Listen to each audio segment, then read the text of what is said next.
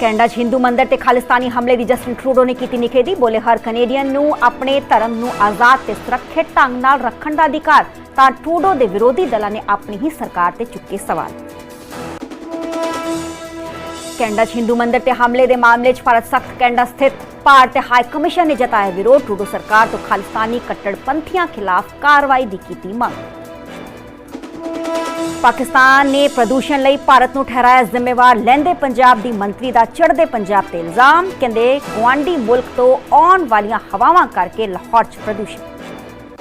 पंजाब नहीं रुक रहा पराली साड़न दा सिलसिला। एक दिन च पराली साड़न दे 216 नवे मामले आए सामने। सब तो ज्यादा संगरूर 59 थावां ते साड़ी गई पराली।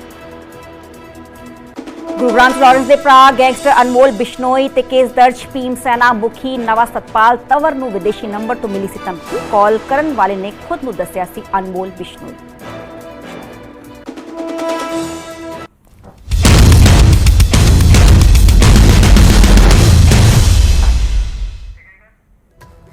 सत श्री अकाल जी, मैं हां सरबजोत कौर। न्यूज़ 18 पंजाब देख रहे सारे दर्शकों का स्वागत है। बुलेटिन की शुरुआत करांगे ते सब तो पहला गल करांगे लुधियाना दी। लुधियाना ज्योति कतलकांड च वड्डा खुलासा पुलिस दे वल्लों कीता गया। दरअसल गुआंढी ने ही 21 साला ज्योति दा कतल कीता सी। कतल बड़ी बेरहमी नाल कीता गया ते कातल ने 17 सेंटीमीटर तक गला ज्योति दा वड्डिया सी।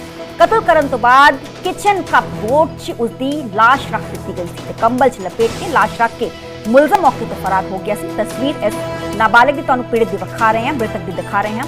कंबल चो पुलिस नूं चाकू भी मिले है। तो दस दे कि 30 अक्तूबर नूं लुधियाना दे अब्दुल्ला बस्ती इलाके च रहिंदे प्रवासी परिवार की कुड़ी दी भेत भरे हालातां च लाश मिली सी अते परिवार शुरुआत तो ही गुआंढी ते कतल दे इल्जाम लगा रहा सी। लुधियाना ज्योति कतलकांड च वड्डा खुलासा पुलिस दे वल्लों कीता गया है। गुआंढी ने ही 21 साला ज्योति दा कतल कीता। कतल बहुत ही बेरहमी नाल कीता गया।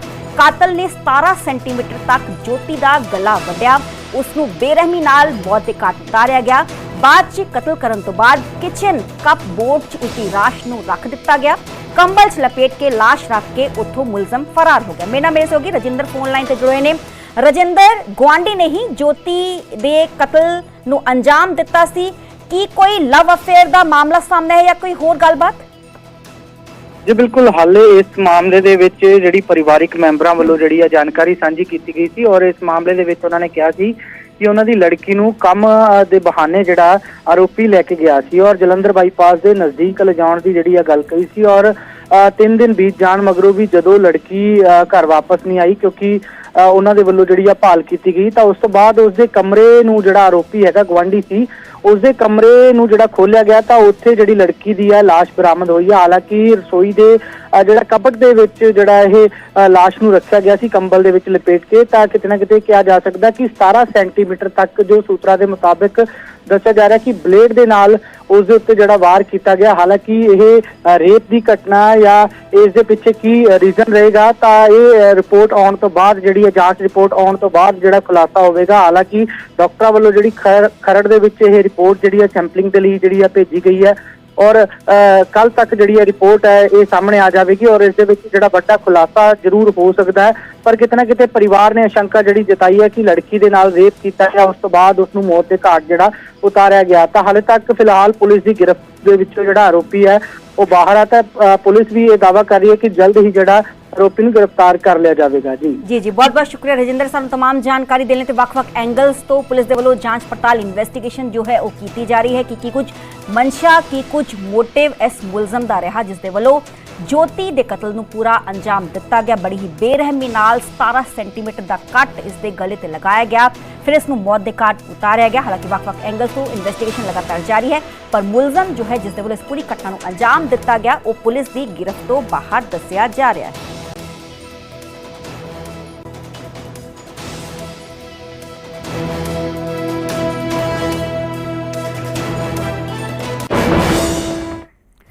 अगे वधांगे गल करांगे उत्तराखंड के अल्मोड़ा की जिथे एक वड्डा हादसा वापरिया है। इंसीडेंट हुआ है अल्मोड़ा के मारपुला नेड़े एक बस यात्रियों नाल भरी बस खड्ड च डिग गई।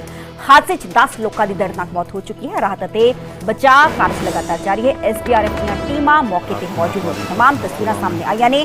आप पूरी तस्वीरें देख के अंदाजा लगाया जा सकता है कि हादसा कितना भयानक रहा होना है, क्योंकि बस का कुछ भी नहीं बचा। डूंगी खड्ड आ जो बस है यात्रियों नाल भरी आ जा डिग्गी ते हादसे 15 लोगों की मौत की खबर है, जबकि 25 तो ज्यादा लोग गंभीर रूप नाल जख्मी दसे जा रहे हैं। रेस्क्यू ऑपरेशन लगातार जारी है। हादसा अनमोड़ा दे कूपी दे कोल वापरिया है। बस च 42 जो पैसेंजर सी यात्री सी वो सवार सी। पुलिस का कहना है कि जो मृतकों की तादाद है वो भी वध सकती है, यानी कि कैजुअलिटी होर वध सकती है। इसी विचाले आज जो बस तुसी तस्वीरां च वेख पा रहे हो हादसाग्रस्त हुई है। आ किनाथ तो रामनगर जा रही सी ते ज्यादातर जो इस लोग सवार सी वो स्थानक ही सी ते कूपी दे कोल बस बेकाबू हो गई। बेकाबू होके डूंगी खड्ड च जा डिग्गी। 200 मीटर गहरी खड्ड च आज जो बस है जा डिग्गी, हादसे का शिकार हुई। हालांकि जो बस भी है वो पूरी तरीके नाल नुकसानी गई है, उसके पर खच्चे ही उड़ गए ने, पर जे राहत ते बचाव कार्य लगातार जारी है।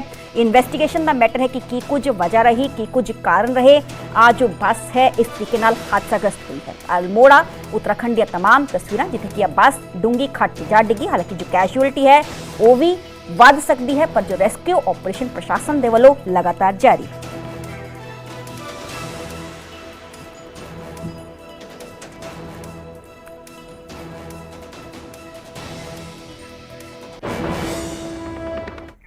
छठ पूजा ਨੂੰ ਲੈ ਕੇ ਦਿੱਲੀ ਸਰਕਾਰ ਦੇ ਵੱਲੋਂ ਤਿਆਰੀ ਖਿੱਚ ਲਈ ਗਈ ਹੈ, ਯਾਨੀ ਕਿ ਤਿਆਰੀ ਕੀਤੀ ਜਾ ਰਹੀ ਹੈ। ਦਿੱਲੀ ਦੀ ਸੀਐਮ ਆਤਿਸ਼ੀ ਦੇ ਵੱਲੋਂ ਯਮੁਨਾ ਦਾ ਦੌਰਾ ਕੀਤਾ ਗਿਆ। ਯਮੁਨਾ ਦੇ ਸਫਾਈ ਪ੍ਰਬੰਧਾਂ ਦਾ ਆਤਿਸ਼ੀ ਦੇ ਵੱਲੋਂ ਜੋ ਦਿੱਲੀ ਦੇ ਸੀਐਮ ਨੇ ਉਹਨਾਂ ਨੇ ਜਾਇਜ਼ਾ ਲਿਆ। ਯਮੁਨਾ ਜ਼ਹਿਰੀਲੀ सफेद झाग होने कारण लगातार विरोधी धिरां के निशाने ते है दिल्ली सरकार। तो तमाम तस्वीरें सामने आई ने। दिल्ली के सीएम आतिशी तस्वीरें नजर आ रहे हैं, क्योंकि छठ पूजा है, वड्डी तादाद लोग इसनूं मनाउंदे ने ते इस विचाले इस तो पहला भी कई तमाम तस्वीरें सामने आ चुकियां ने, जदों कि जहरीली झग यमुना च वेखी गई सी। कई NGOs दे वल्लों भी पहलकदमी चुकते हुए यमुना के पानी साफ करने का उपराला किया गया से। तो हुण तमाम तस्वीरें हेठले पासे दिल्ली के सीएम काले रंग की साड़ी च नजर आ रहे हैं। तमाम अधिकारियों नाल उत्थे पहुंचे ते यमुना का दौरा जायजा उन्होंने दे वल्लों किया गया है। यमुना च जहरीली झग के होने कारण लगातार विरोधी धिरां के निशाने ते है दिल्ली सरकार।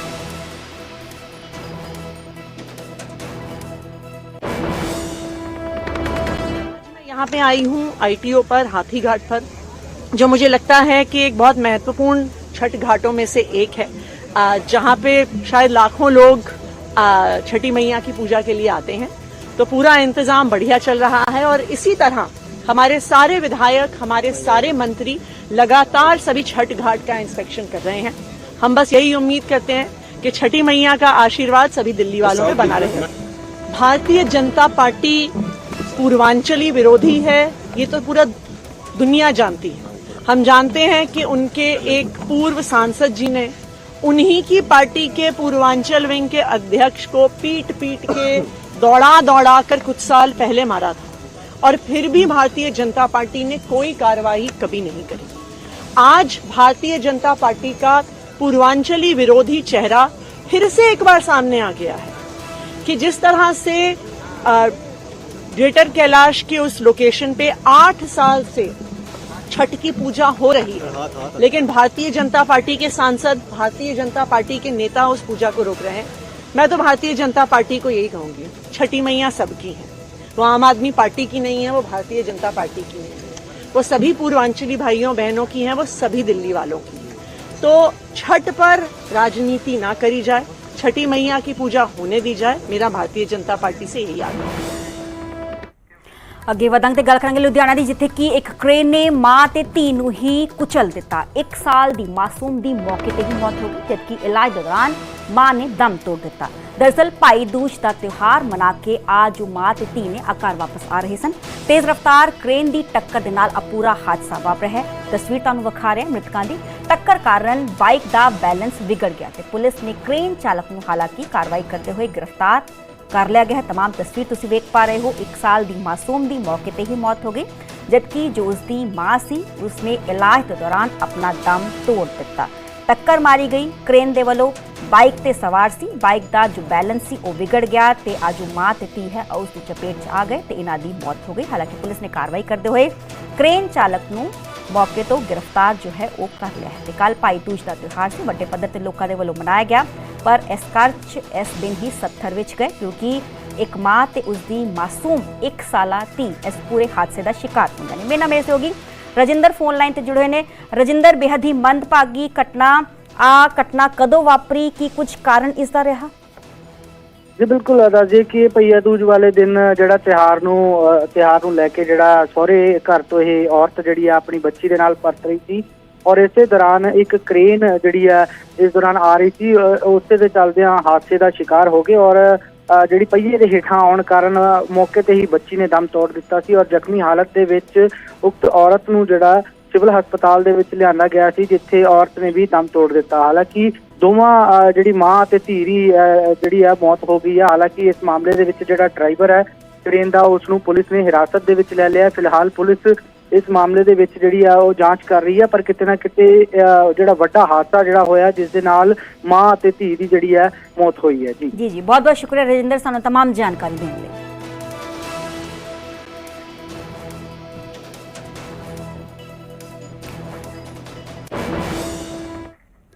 ਹੁਣ ਗੱਲ ਫਿਲੌਰ ਦੀ। ਫਿਲੌਰ 'ਚ ਇੱਕ ਵੱਡਾ ਹਾਦਸਾ ਟਲ ਗਿਆ ਕਿਉਂਕਿ ਪੈਟਰੋਲ ਪੰਪ ਦੇ ਨੇੜੇ ਇੱਕ ਕਬਾੜ ਦੇ ਗੋਡਾਊਨ ਨੂੰ ਭਿਆਨਕ ਅੱਗ ਲੱਗੀ। ਗੋਡਾਊਨ ਦੇ ਬਿਲਕੁਲ ਹੀ ਨੇੜੇ ਹੈ ਪੈਟਰੋਲ ਪੰਪ ਦਾ ਹਾਲਾਂਕਿ ਅੱਗ ਤੋਂ ਬਚਾ ਰਿਹਾ। ਪੰਪ ਨੇੜੇ ਕਾਰਨ ਵਾਪਰ ਸਕਦਾ ਸੀ ਕੋਈ ਵੱਡਾ ਹਾਦਸਾ ਕਿਉਂਕਿ ਗੋਡਾਊਨ ਤੇ ਪੈਟਰੋਲ ਪੰਪ ਬਿਲਕੁਲ ਹੀ ਨੇੜੇ ਸੀ ਤੇ ਇਸੇ ਵਿਚਾਲੇ ਅੱਗ ਲੱਗਣ ਦੇ ਕਾਰਨਾਂ ਬਾਰੇ ਅਜੇ ਸਪਸ਼ਟ ਨਹੀਂ ਹੋ ਪਾਇਆ ਹੈ ਕਿ ਅੱਗ ਕਿਹਨਾਂ ਕਾਰਨਾਂ ਕਰਕੇ ਲੱਗੀ, ਪਰ ਗੋਡਾਊਨ ਦਾ ਸਾਰਾ ਸਮਾਨ ਸੜ ਕੇ ਸਵਾਹ ਹੋ ਗਿਆ। 35 ਤੋਂ 40 ਲੱਖ ਰੁਪਏ ਦੇ ਨੁਕਸਾਨ ਦਾ ਖਦਸ਼ਾ ਜੋ ਹੈ ਉਹ ਪ੍ਰਗਟਾਇਆ ਜਾ ਹੈ। ਦੋ ਵੱਖ-ਵੱਖ ਤਸਵੀਰਾਂ, ਉੱਪਰਲੇ ਪਾਸੇ ਤਸਵੀਰ ਜਦੋਂ ਇਸ ਗੋਡਾਊਨ ਨੂੰ ਕਬਾੜ ਦੇ ਗੋਡਾਊਨ ਨੂੰ ਅੱਗ ਲੱਗੀ ਹੈ ਤੇ ਇਸ ਦੇ ਵਿਚਾਲੇ ਅੱਗ ਦੇ ਭਾਂਬੜ ਉੱਠਦਾ ਹੋਇਆ ਵਿਖਾਈ ਦੇ ਰਿਹਾ ਹੈ। ਫਾਇਰ ਬ੍ਰਿਗੇਡ ਦੀਆਂ ਗੱਡੀਆਂ ਮੌਕੇ ਤੇ ਪਹੁੰਚੀਆਂ ਤੇ ਉਹਨਾਂ ਨੇ ਅੱਗ ਤੇ ਕਾਬੂ ਪਾਇਆ। ਹੇਠਲੇ ਪਾਸੇ ਤਸਵੀਰਾਂ ਨੇ ਆ ਪੂਰੀਆਂ ਤਸਵੀਰਾਂ ਜਦੋਂ ਕਿ ਫਾਇਰ ਬ੍ਰਿਗੇਡ ਦੀਆਂ ਗੱਡੀਆਂ ਨੇ ਅੱਗ ਤੇ ਕਾਬੂ ਪਾ ਲਿਆ, ਪਰ ਹਾਲੇ ਵੀ ਉੱਠਦਾ ਹੋਇਆ ਧੂੰਆਂ ਇਹਨਾਂ तमाम ਤਸਵੀਰਾਂ 'ਚ ਵੇਖਿਆ ਜਾ ਸਕਦਾ ਹੈ।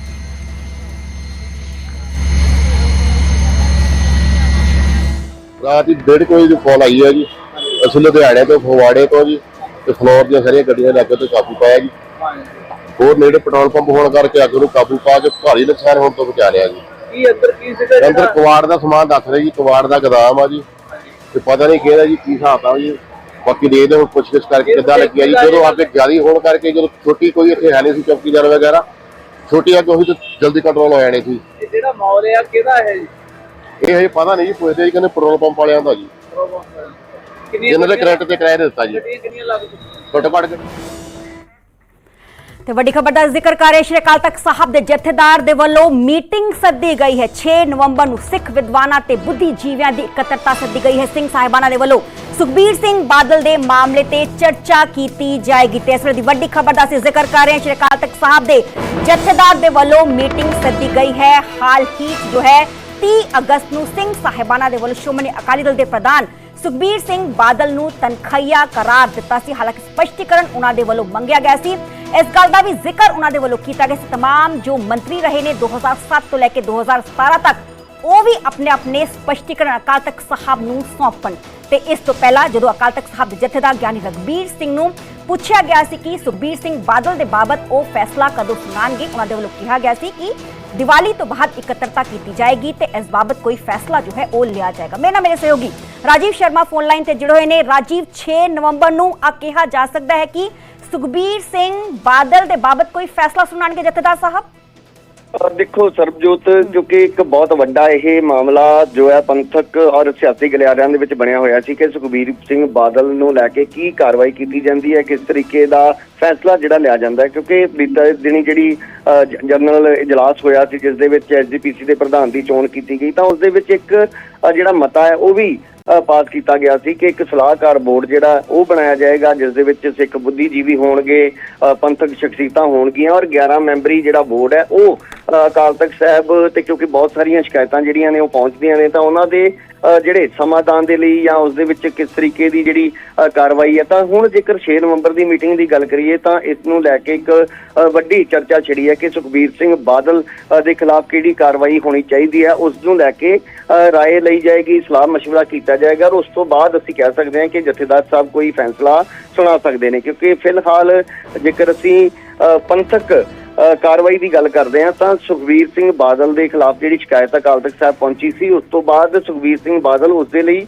ਦੋਸ਼ੀ ਕਰਾਰ ਦਿੱਤੇ ਜਾ ਚੁੱਕੇ ਨੇ, ਕਿਉਂਕਿ ਤਨਖਾਹੀਆ ਕਰਾਰ ਕਰਨ ਦਾ ਮਤਲਬ ਇਹੀ ਹੁੰਦਾ ਕਿ ਜਿਹੜੇ ਦੋਸ਼ ਨੇ ਉਹ ਤੈਅ ਹੋ ਚੁੱਕੇ ਨੇ। ਉਸ ਤੋਂ ਬਾਅਦ ਅੱਗੇ ਜਿਹੜੀ ਸਜ਼ਾ ਹੁੰਦੀ ਹੈ, ਜਿਹੜੀ ਤਨਖਾਹ ਲਗਾਈ ਜਾਣੀ ਹੈ, ਤਾਂ ਉਹ ਉਸ ਨੂੰ ਲੈ ਕੇ ਕਿਉਂਕਿ ਬਹੁਤ ਸਾਰੇ ਸਵਾਲ ਪਹਿਲਾਂ ਹੀ ਖੜੇ ਹੋ ਰਹੇ ਨੇ ਔਰ ਕਈ ਵਾਰ ਅਕਾਲੀ ਦਲ ਦੇ ਲੀਡਰ ਵੀ ਇਹ ਗੱਲ ਕਹਿ ਚੁੱਕੇ ਨੇ ਕਿ ਅਕਾਲ ਤਖਤ ਸਾਹਿਬ ਨੂੰ ਕੁਝ ਲੋਕ ਨਿਰਦੇਸ਼ ਜੋ ਹੈ ਉਹ ਦਿੰਦੇ ਹੋਏ ਦਿਖਾਈ ਦੇ ਰਹੇ ਨੇ। ਤਾਂ ਇਸ ਕਰਕੇ ਹੁਣ ਉਸ ਦਿਨ ਜਿਹੜੇ ਬੁੱਧੀਜੀਵੀ ਉੱਥੇ ਪਹੁੰਚਣਗੇ ਉਹਨਾਂ ਦੇ ਨਾਲ ਗੱਲਬਾਤ ਕਰਨ ਤੋਂ ਬਾਅਦ ਜਲਦ ਅਸੀਂ ਕਹਿ ਸਕਦੇ ਹਾਂ ਕਿ ਸੁਖਬੀਰ ਸਿੰਘ ਬਾਦਲ ਨੂੰ ਲੈ ਕੇ ਅਕਾਲ ਤਖਤ ਸਾਹਿਬ ਦੇ ਵੱਲੋਂ ਕੋਈ ਨਾ ਕੋਈ ਵੱਡਾ ਫੈਸਲਾ ਜਿਹੜਾ ਉਹ ਸੁਣਾਇਆ ਜਾ ਸਕਦਾ ਹੈ। ਬਹੁਤ ਬਹੁਤ ਸ਼ੁਕਰੀਆ ਰਾਜੀਵ, ਸਾਨੂੰ तमाम ਜਾਣਕਾਰੀ ਦੇਣ ਲਈ। ਤੇ ਗੁਰਜਰਨ ਸਿੰਘ ਗਰੇਵਾਲ ਸਾਡੇ ਨਾਲ ਜੁੜੇ ਨੇ, ਐਸਜੀਪੀਸੀ ਮੈਂਬਰ ਨੇ। ਸਰ ਬਹੁਤ ਬਹੁਤ ਸਵਾਗਤ ਹੈ ਤੁਹਾਡਾ ਨਿਊਜ਼ 18 ਪੰਜਾਬ ਤੇ।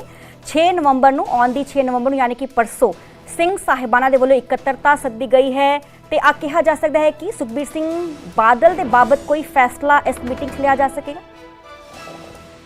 ਦੇਖੋ ਕਾਫੀ ਦੇਰ ਤੋਂ ਪੈਂਡਿੰਗ ਆ ਜਿਹੜਾ ਸੁਖਬੀਰ ਸਿੰਘ ਬਾਦਲ ਨੂੰ ਤਰਖਾਈਆ ਕਰਾਰ ਦਾ ਜੀ, ਕਿਉਂਕਿ ਆਪਾਂ ਯਾਦ ਕਰੀਏ ਪਿਛਲੇ ਉਸ ਗੱਲ ਨੂੰ ਕਿ ਸਾਡੇ ਕੁਝ ਅਕਾਲੀ ਦਲ ਦੇ ਹੀ ਭਰਾਵਾਂ ਨੇ ਅਕਾਲ ਤਖਤ ਸਾਹਿਬ ਤੇ ਇੱਕ ਪੱਤਰ ਦਿੱਤਾ ਸੀਗਾ ਕਿ ਅਕਾਲੀ ਦਲ ਦੀ ਸਰਕਾਰ ਵੇਲੇ ਕੁਝ ਐਸੀਆਂ ਗੱਲਾਂ ਹੋਈਆਂ ਜਿਹਦੇ ਤੇ ਪੰਥ ਨੂੰ ਵੱਡਾ ਰੋਸ ਹੈ ਤੇ ਉਹਨਾਂ ਨੇ ਇਹ ਗੱਲ ਕਹੀ ਸੀ ਕਿ ਅਸੀਂ ਵੀ ਉਸ ਸਾਰੇ ਸਿਸਟਮ ਦੇ ਵਿੱਚ, ਉਹਨਾਂ ਸਰਕਾਰਾਂ ਦੇ ਵਿੱਚ ਸ਼ਾਮਲ ਸੀ ਤੇ ਅਸੀਂ ਵੀ ਉਸ ਸਮੇਂ ਆਵਾਜ਼ ਨਹੀਂ ਬੁਲੰਦ ਕੀਤੀ, ਅਸੀਂ ਵੀ ਆਪਣਾ ਦੋਸ਼ ਮੰਨਦੇ ਹਾਂ, ਪਰ ਸਾਡਾ ਆਗੂ ਜਿਹੜਾ ਸੁਖਬੀਰ ਸਿੰਘ ਬਾਦਲ ਸੀ ਉਸ ਨੂੰ ਇਸ ਗੱਲ ਦੇ ਲਈ ਵੱਡਾ ਦੋਸ਼ੀ ਮੰਨਿਆ ਜਾਵੇ। ਤੋ ਉਸ ਤੋਂ ਬਾਅਦ ਅਕਾਲ ਤਖਤ ਸਾਹਿਬ ਵੱਲੋਂ ਸੁਖਬੀਰ ਸਿੰਘ ਬਾਦਲ ਨੂੰ ਤਨਖਾਹੀਆ ਕਰਾਰ ਦਿੱਤਾ ਗਿਆ ਤੇ ਬੜੀ ਲੰਬੀ ਉਡੀਕ ਆ ਜਿਹੜੀ ਸਿੱਖ ਆਵਾਮ ਦੇ ਅੰਦਰ ਜਾਂ ਆਮ ਚਰਚਾ ਵਾ ਕਿ ਕਾਫੀ ਦੇਰ ਹੋ ਗਈ ਆ। ਇਸ ਗੱਲ ਤੋਂ ਬਾਅਦ ਕਈ ਤਰ੍ਹਾਂ ਦੇ ਖਦਸ਼ੇ ਵੀ ਆਏ ਕਿ ਇਸ ਗੱਲ ਦੀ ਡਿਲੇ ਜਿਹੜੀ ਆ ਉਹ ਅਕਾਲੀ ਦਲ ਆਪ ਕਰਵਾ ਰਿਹਾ, ਪਰ ਅਕਾਲੀ ਦਲ ਨੇ ਇਹ ਸਪਸ਼ਟ ਕੀਤਾ ਤੇ ਇੱਕ ਵਫਦ ਜਿਹੜਾ ਵਾ ਜਦੋਂ ਪਹੁੰਚਿਆ ਅਕਾਲ ਤਖਤ ਸਾਹਿਬ ਦੇ ਜਥੇਦਾਰ ਸਾਹਿਬ ਨੂੰ ਬੇਨਤੀ ਕਰਨ ਲਈ, ਇਹਦਾ ਮਤਲਬ ਸੀ ਕਿ ਅਕਾਲੀ ਦਲ ਕਿਤੇ ਵੀ ਇਸ ਗੱਲ 'ਚ ਸ਼ਾਮਲ ਨਹੀਂ ਹੈ। ਤੁਸੀਂ ਦੇਖੋ ਕਿ ਇਸ ਸਾਰੇ ਮਾਮਲੇ ਦੇ ਵਿੱਚ ਅਕਾਲ ਤਖਤ ਸਾਹਿਬ ਨੂੰ ਸਨਮਾਨ ਕਰਦੇ ਆ, ਅਕਾਲ ਤਖਤ ਸਾਹਿਬ ਦੇ ਸਨਮਾਨ ਦੇ ਵਿੱਚ, ਉਹਦੇ ਹੁਕਮ ਦੇ ਵਿੱਚ ਰਹਿੰਦੇ ਆ। ਅਕਾਲੀ ਦਲ ਦੇ ਪ੍ਰਧਾਨ ਨੇ ਆਪਣਾ ਰਾਜਨੀਤਿਕ ਜਿਹੜਾ ਵੱਡਾ ਇੱਕ ਜਿਵੇਂ ਕਹਿੰਦੇ ਹੁੰਦੇ ਆ ਕਾਰਜ ਸੀ 4 ਜ਼ਿਮਨੀ ਚੋਣਾਂ, ਉਹਨਾਂ ਤੋਂ ਆਪਣੇ ਆਪ ਨੂੰ ਬਾਹਰ ਰੱਖ ਲਿਆ। ਈਵਨ ਕਿ ਪ੍ਰਚਾਰ ਕਰਨ ਤੱਕ ਜਾਣ ਦੀ ਵੀ ਜਿਹੜੀ ਇਜਾਜ਼ਤ ਹੈ ਉਸ ਨੂੰ ਸਿਰ ਮੱਥੇ ਮੰਨਿਆ। ਉਸ ਗੱਲ ਲਈ ਅਕਾਲੀ ਦਲ ਨੇ ਤੇ ਇਸ ਗੱਲ ਲਈ ਸਗੋਂ ਤੇ ਸਫਰ ਕੀਤਾ। ਪਰ ਮੈਂ ਇਹ ਦੇਖਣਾ ਚਾਹੁੰਦਾ ਕਿ ਜਿਵੇਂ ਜਥੇਦਾਰ ਸਾਹਿਬ ਨੇ ਪਿਛਲੇ ਦਿਨਾਂ 'ਚ ਇਹ ਵਿਚਾਰ ਦਿੱਤੀ ਸੀ ਕਿ ਅਸੀਂ ਮਸ਼ਵਰਾ ਕਰਨ ਵਾਸਤੇ ਕੁਝ ਬੁੱਧੀਜੀਵੀ ਲੋਕਾਂ ਨੂੰ ਅਸੀਂ ਸੱਦਾ ਦੇਵਾਂਗੇ, ਸੋ ਬੜੀ ਚੰਗੀ ਗੱਲ ਹੈ। ਕਿਉਂਕਿ ਨਹੀਂ ਗਰੇਵਾਲ ਜੀ, ਤੁਹਾਡੇ ਤੋਂ ਸਪਸ਼ਟਤਾ ਚਾਹਾਂਗੇ, ਹਾਲ ਹੀ 'ਚ ਜੋ ਜਨਰਲ ਇਜਲਾਸ ਹੋਇਆ ਸੀ ਉੱਥੇ ਮਤਾ ਪਾਸ ਕੀਤਾ ਗਿਆ ਹੈ 11 ਮੈਂਬਰੀ ਜੋ ਹੈ ਐਡਵਾਈਜ਼ਰੀ ਬੋਰਡ ਦਾ। ਅੱਜ ਜੋ ਬੁੱਧੀਜੀਵੀ ਨੇ ਉਹੀ ਐਡਵਾਈਜ਼ਰੀ ਬੋਰਡ ਦੇ ਨੇ? ਨਹੀਂ, ਦੇਖੋ ਜਿਹੜੇ ਇਹ ਬੁਲਾਏ ਜਾ ਰਹੇ ਨੇ, ਇਹ ਸਾਰਾ ਪ੍ਰੈਰੋਗੇਟਿਵ ਜਿਵੇਂ ਕਹਿ ਲਈਏ ਅਧਿਕਾਰ ਖੇਤਰ ਸਿੰਘ ਸਾਹਿਬ ਦਾ।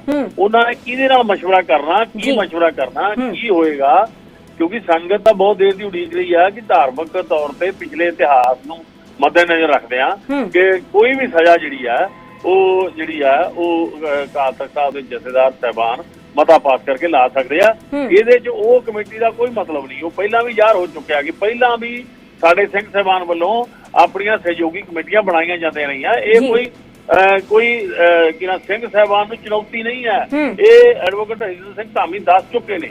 ਸੋ ਇਸ ਕਰਕੇ ਜਿਹੜਾ ਇਹ ਪ੍ਰੋਗਰਾਮ ਕੀਤਾ ਜਾ ਰਿਹਾ ਸਿੰਘ ਸਾਹਿਬਾਨ ਵੱਲੋਂ, ਇਹ ਉਹਨਾਂ ਦਾ ਆਪਣਾ ਵਾ। ਅਸੀਂ ਨਾ ਤਾਂ ਇਹਦੇ ਤੇ ਕੋਈ ਵਿਚਾਰ ਦੇ ਸਕਦੇ ਹਾਂ, ਨਾ ਟਿੱਪਣੀ ਦੇ ਸਕਦੇ ਹਾਂ। ਉਹ ਸਿੰਘ ਸਾਹਿਬ ਦੇ ਅਧਿਕਾਰ ਖੇਤਰ ਦੇ ਮਾਮਲੇ ਨੇ, ਉਹ ਕਿਹਦੇ ਨਾਲ ਗੱਲ ਕਰਨੀ ਹੈ, ਕਿੱਦਾਂ ਕਰਨੀ ਹੈ, ਕੀ ਕਰਨਾ, ਕਿਉਂਕਿ ਜਿਹੜਾ ਅਕਾਲੀ ਦਲ ਆ ਇਸ ਪਰੰਪਰਾ ਨੂੰ ਵਧੀਆ ਢੰਗ ਨਾਲ ਨਿਭਾ ਰਿਹਾ, ਆਪਣਾ ਧਰਮ ਤੌਰ ਤੇ ਨਿਭਾ ਰਿਹਾ ਕਿ ਅਕਾਲ ਤਖਤ ਸਾਹਿਬ ਵੱਲੋਂ ਆਏ ਹਰ ਆਦੇਸ਼ ਦਾ ਉਹ ਸਨਮਾਨ ਵੀ ਕਰਦਾ, ਸਤਿਕਾਰ ਵੀ ਕਰਦਾ। ਭਾਵੇਂ ਕਿ ਇਹਦੇ ਲਈ ਆਪਾਂ ਵਿਸ਼ਲੇਸ਼ਣ ਕਰਨਾ ਹੋਵੇ ਤਾਂ ਬਹੁਤ ਸਾਰੇ ਲੋਕ ਜਿਹੜੇ ਕਹਿਣ ਨੂੰ ਤਾਂ ਕਹਿੰਦੇ ਆ ਕਿ ਅਕਾਲ ਤਖਤ ਨੂੰ ਸਮਰਪਿਤ ਆ, ਪਰ ਫਿਰ ਚੁਣੌਤੀ ਵੀ ਦਿੰਦੇ ਆ, ਇਤਰਾਜ਼ ਵੀ ਕਰਦੇ ਆ। ਪਰ ਅੱਜ ਇਹ ਬਹਿਸ ਦਾ ਵਿਸ਼ਾ ਨਹੀਂ ਹੈਗਾ। ਅਕਾਲੀ ਦਲ ਸਮੁੱਚੇ ਰੂਪ ਵਿੱਚ ਅਕਾਲ ਤਖਤ ਨੂੰ ਸਮਰਪਿਤ ਹੋ ਕੇ ਇਹ ਜਿਹੜਾ ਖੜਾ ਵਾ ਤੇ ਅੱਜ ਇਹ ਦੁਨੀਆ ਨੇ ਇਸ ਗੱਲ ਨੂੰ ਦੇਖ ਵੀ ਲਿਆ ਵਾ। ਤੇ ਇੱਕ ਮੈਂ ਜਾਂਦਾ ਗੱਲ ਜ਼ਰੂਰ ਕਹਿ ਦਿਆਂ, ਨਹੀਂ ਤੇ ਗਰੇਵਾਲ ਜੀ ਕਿਹਾ ਜਾ ਸਕਦਾ ਹੈ ਕਿਉਂਕਿ ਲੰਬੀ ਉਡੀਕ ਕੀਤੀ ਜਾ ਰਹੀ ਹੈ। 30 ਅਗਸਤ ਨੂੰ ਸੁਖਬੀਰ ਸਿੰਘ ਬਾਦਲ ਜੀ ਨੂੰ ਤਨਖਾਹੀਆ ਕਰਾਰ ਦਿੱਤਾ ਗਿਆ ਸੀ। 6 ਤਰੀਕ ਨੂੰ ਕੀ ਮੀਟਿੰਗ ਵਿਚਾਰਧਾਰਾ ਹੀ ਹੋਏਗੀ ਕਿ ਫੈਸਲਾ ਵੀ ਉਸ ਦਿਨ ਸੁਣਾ ਦਿੱਤਾ ਜਾਏਗਾ? ਨਹੀਂ, ਇਹਦਾ ਅਸੀਂ ਕੁਝ ਨਹੀਂ ਕਹਿ ਸਕਦੇ ਕਿਉਂਕਿ ਮੈਂ ਕੋਈ ਅਕਾਲ ਤਖਤ ਦਾ ਨੁਮਾਇੰਦਾ ਨਹੀਂ ਆ ਤੇ ਨਾ ਹੀ ਸਿੰਘ ਸਾਹਿਬ ਦੇ ਵੱਲੋਂ ਸਕੱਤਰੇ ਦਾ ਕੋਈ ਬੁਲਾਰਾ ਵਾਂ। ਮੈਂ ਵੀ ਤਾਂ ਇੱਕ ਆਮ ਸਿੱਖ ਵਜੋਂ ਹੀ ਇਸ ਗੱਲ ਦੇ ਲਈ ਤੁਹਾਡੇ ਨਾਲ ਆਪਣਾ ਵਿਚਾਰ ਦੇ ਰਿਹਾ। ਸੋ ਇਸ ਦੇ ਵਿੱਚ ਦਾ ਫੈਸਲਾ ਜਿਹੜਾ ਸਿੰਘ ਸਾਹਿਬਾਨ ਦਾ ਹੀ ਆ। ਉਹਨਾਂ ਨੇ ਕੀ ਕਰਨਾ ਵਾ, ਉਹ ਕਿੱਦਾਂ ਕਰਨਗੇ, ਉਹ ਕੀ ਮਸ਼ਵਰਾ ਲੈਣਗੇ, ਕੋਈ ਕਮੇਟੀ ਬਣਾਉਂਦੇ ਨੇ, ਕੀ ਕਰਦੇ ਨੇ, ਸਾਨੂੰ ਇਹਦੇ ਬਾਰੇ ਨਾ ਕੋਈ ਜਾਣਕਾਰੀ ਹੈ ਤੇ ਨਾ ਹੀ ਕੋਈ ਫਿਕਰਮੰਦੀ ਹੈ ਜੀ। ਇਹ ਸਾਰਾ ਜਿਹੜਾ ਅਧਿਕਾਰ ਹੈ ਇਹ ਅਕਾਲ ਤਖਤ ਸਾਹਿਬ ਦੇ ਬਾਕੀ ਸਿੰਘ ਸਾਹਿਬਾਨਾਂ ਦੇ ਅਧਿਕਾਰ ਖੇਤਰ ਦਾ ਵਾ।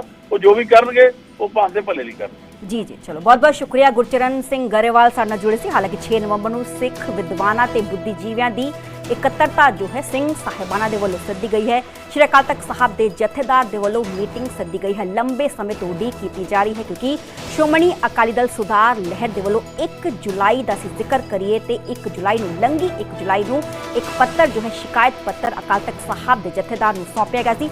तमाम ਗੱਲਾਂ ਦਾ ਜ਼ਿਕਰ ਜੋ ਹੈ ਸ਼ਿਕਾਇਤਾਂ ਦਾ ਜ਼ਿਕਰ ਉਸ ਲੈਟਰ 'ਚ ਕੀਤਾ ਗਿਆ ਸੀ ਤੇ ਉਸ ਤੋਂ ਬਾਅਦ ਕਾਰਵਾਈ ਕਰਦੇ ਹੋਏ ਜਥੇਦਾਰ ਸਾਹਿਬ ਦੇ ਵੱਲੋਂ 30 ਅਗਸਤ ਨੂੰ ਸੁਖਬੀਰ ਸਿੰਘ ਬਾਦਲ ਨੂੰ ਤਨਖਈਆ ਕਰਾਰ ਦਿੱਤਾ ਗਿਆ ਸੀ। ਨਾਲ ਹੀ ਇਸ ਗੱਲ ਦਾ ਵੀ ਜ਼ਿਕਰ ਉਹਨਾਂ ਦੇ ਵੱਲੋਂ ਕੀਤਾ ਗਿਆ ਸੀ ਕਿ 2007 ਤੋਂ ਲੈ ਕੇ 2017 ਜਦੋਂ ਬੀਜੇਪੀ ਅਕਾਲੀ ਦਲ ਦੀ ਗਵਰਨਮੈਂਟ ਸੀ, ਜੋ ਵੀ ਸਿੱਖ ਚਿਹਰੇ ਸੀ ਵਜ਼ਾਰਤ ਦਾ ਹਿੱਸਾ ਸੀ, ਉਹ ਵੀ ਆਪਣਾ ਵੱਖ-ਵੱਖ ਸਪਸ਼ਟੀਕਰਨ ਅਕਾਲ ਤਖਤ ਸਾਹਿਬ ਦੇ ਜਥੇਦਾਰ ਨੂੰ ਸੌਂਪਣ। ਹਾਲਾਂਕਿ ਲੰਬੀ ਉਡੀਕ ਕੀਤੀ ਜਾ ਰਹੀ ਹੈ ਕਿ ਜਥੇਦਾਰ ਸਾਹਿਬ ਦੇ ਵੱਲੋਂ ਸੁਖਬੀਰ ਸਿੰਘ ਬਾਦਲ ਦੇ ਬਾਬਤ ਕੀ ਕੁਝ ਫੈਸਲਾ ਜੋ ਹੈ ਧਾਰਮਿਕ ਸਜ਼ਾ ਸੁਣਾਈ ਜਾਂਦੀ ਹੈ। ਤੇ ਹੁਣ 6 नवंबर ਨੂੰ यानी कि परसों इकट्ठता है, देखना होएगा कि कुछ फैसला जो है अकाल तख्त साहब के जथेदार दे वल्लों इस बाबत लिया जाता है।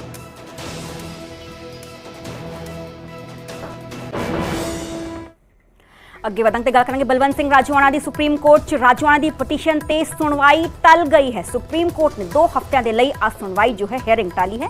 ਫਾਂਸੀ ਦੀ ਸਜ਼ਾ ਨੂੰ ਉਮਰ ਕੈਦ 'ਚ ਬਦਲਣ ਦੀ ਪਟੀਸ਼ਨ ਤੇ ਅੱਜ ਸੁਣਵਾਈ ਹੋਣੀ ਸੀ ਤੇ ਪਟੀਸ਼ਨ 'ਚ ਫੈਸਲਾ ਲੈਣ 'ਚ ਬੇਹੱਦ ਹੀ ਦੇਰੀ ਦਾ ਹਵਾਲਾ ਇਸ ਪਟੀਸ਼ਨ 'ਚ ਦਿੱਤਾ ਗਿਆ ਸੀ।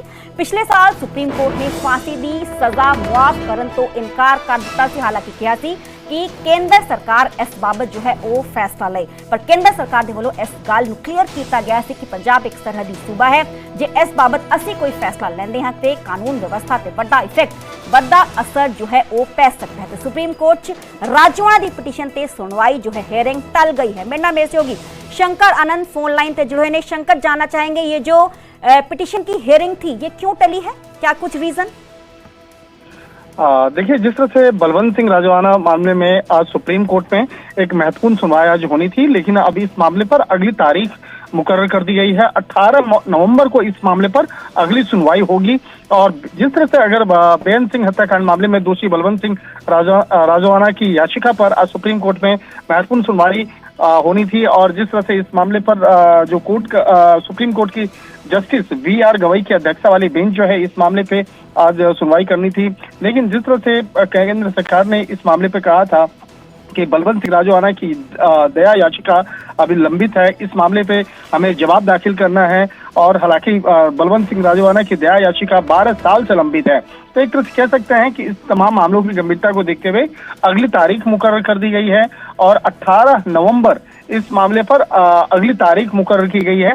तो 18 नवंबर को जब इस मामले में सुनवाई होगी तो उस तारीख को बकायदा एक जो अपडेट्स जो है, नए अपडेट्स जो हैं वो बकायदा दिए जाएंगे। और जिस तरह से आज कोर्ट में भी बकायदा बताया गया है कि जिस तरह से बेअंत सिंह हत्याकांड मामले में दोषी आरोपियों के खिलाफ तमाम जो जिस तरह से कोर्ट में पहले सुनवाई हुई थी और जिस तरह से इस मामले पर केंद्र सरकार के द्वारा एक जवाब जो है वो भी दाखिल किया जाएगा, तो देखना लाजमी होगा कि 18 नवंबर को जब इस मामले पर सुनवाई होगी तो किस तरह से इस पूरे मामले में केंद्र बार बार कहता रहा है कि पंजाब एक सरहदी सूबा है, अगर इस बाबत कोई फैसला लिया जाएगा तो कानून और व्यवस्था पे असर पड़ सकता है।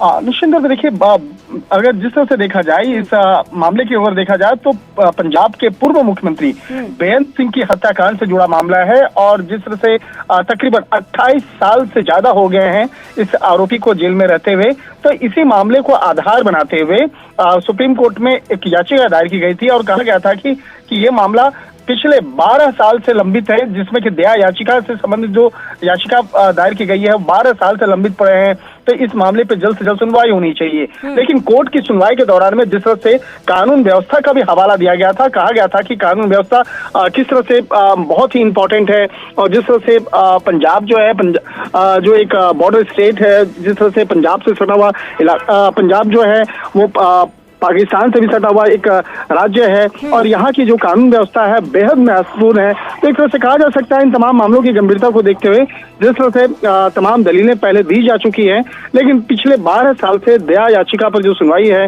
वो उस मामले पर मामला जो जिस तरह से लंबित पड़ा हुआ है, तो देखना निश्चित तौर पर लाजमी होगा कि 18 नवंबर को जब इस मामले पर अगली सुनवाई होगी तो कोर्ट के अंदर में किस तरह से जो केंद्र सरकार के द्वारा जो तमाम जी उसको वहां पे रखा जाएगा, तो उस दिन जो है वो ये मामला बेहद महत्वपूर्ण होगी। जी चलो बहुत बहुत शुक्रिया शंकर, हमें तमाम जानकारी देने ते इस पूरे मामले च सुनवाई अज होनी सी पर सुनवाई टाल दी गई है गंभीरता नूं देखते हुए इस पूरे मामले की, क्योंकि 12 साल तो जो रहम पटीशन है आप पेंडिंग पई हुई है।